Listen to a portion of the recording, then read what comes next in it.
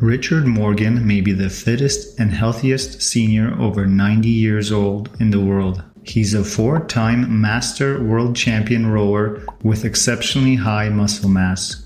Most impressively, he never followed a structured training or exercise regimen before the age of 73. Here's the scientific case study from the University of Limerick in Ireland of Richard's astonishing feats, showing you how to achieve fitness, health, and extended lifespan, even if starting in later years of your life.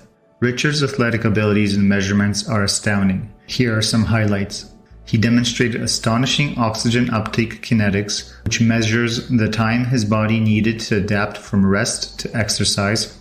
Richard's VO2 kinetics value were more than twice those of Olympic medal caliber rowers, and similar to those of young healthy adults under the age of 25. Fast oxygen uptake kinetics point to well-developed aerobic function, possibly due to training adaptations such as improved mitochondrial function or density, hemoglobin levels, or angiogenesis.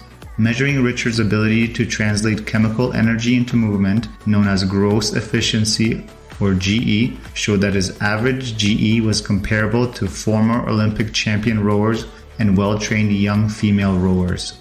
His VO2 peak, or the highest amount of oxygen his body consumed at peak exercise, was over 10% higher than inactive 80-year-olds, despite him being older.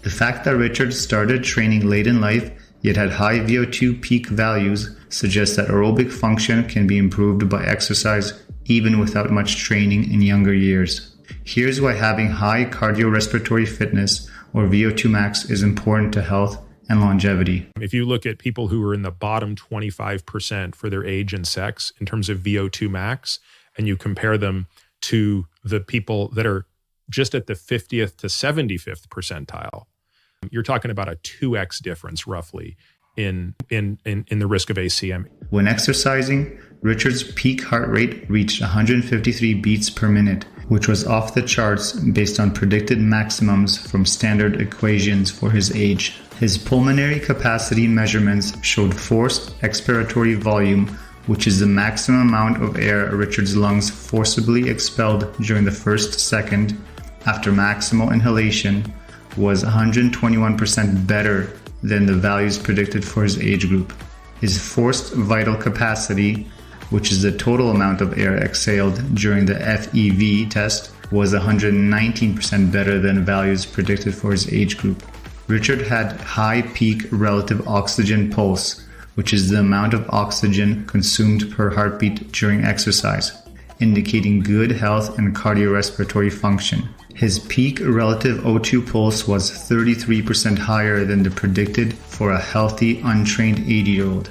Oxygen pulse typically declines with age, but Richard is another example that this fitness metric can be counteracted by continued training.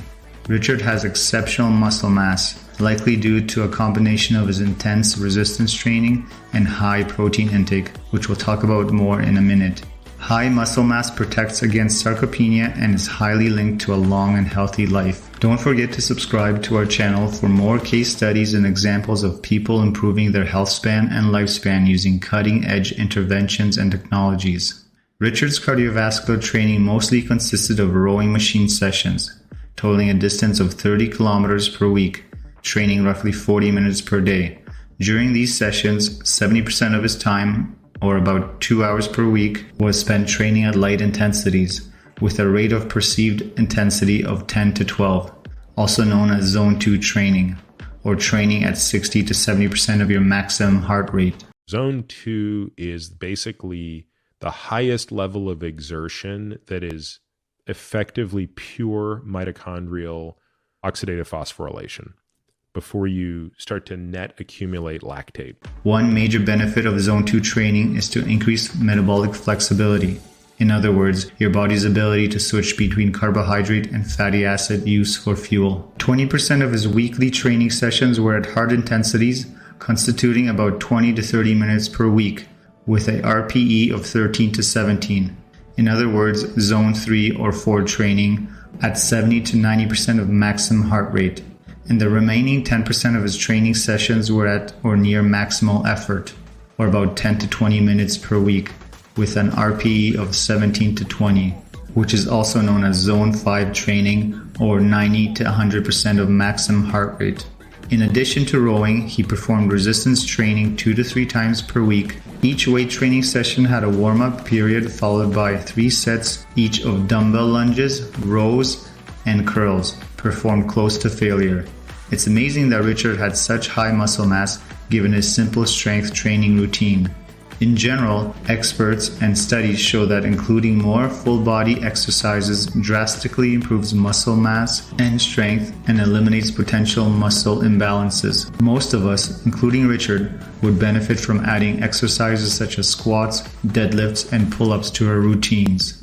No detail about whether Richard included balance or stability work was disclosed in the study, but these are critical components of any training routine. Richard followed an extremely consistent diet throughout his 20-year athletic career. A standardized food diary was used to estimate his typical dietary intake during this span. Richard consumed a high-protein diet, eating roughly 150 grams of protein per day, which is essential to support muscle mass and strength for his training. How much protein you need to thrive. It's probably closer to 2 grams per kilogram, or about 1 gram per pound of body weight. Recent recommendations from many studies and experts show that consuming a diet high in protein, around 1 gram per pound of body weight, is essential, especially in senior years, to prevent muscle mass and strength loss, to promote health, and to extend lifespan. Richard consumed around 275 grams of carbohydrates every day, likely to largely fuel his rigorous testing regimen. Richard also consumed 50 grams of fat per day.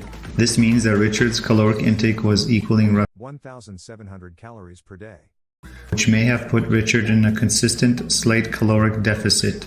The main take-home messages from this study are: it's never too late to start exercising to achieve improved fitness, health, and longevity. Richard's case clearly shows it's possible to gain strength and cardiorespiratory fitness even at advanced ages.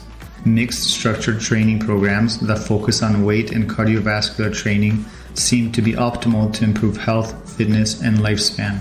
Follow fitness programs that minimize their risk of injury. Despite having intense training sessions and lifting weight to failure, Richard likely avoided injury by not overdoing intense training sessions and using lower weights for strength training. Higher protein intake is ideal to improve fitness and health, especially for seniors. With such advanced athletic abilities and fitness metrics, it's not a stretch to assume that they contributed to Richard's extended health and 93 years of life and counting. If you'd like to see how others have decreased their biological ages, watch these videos.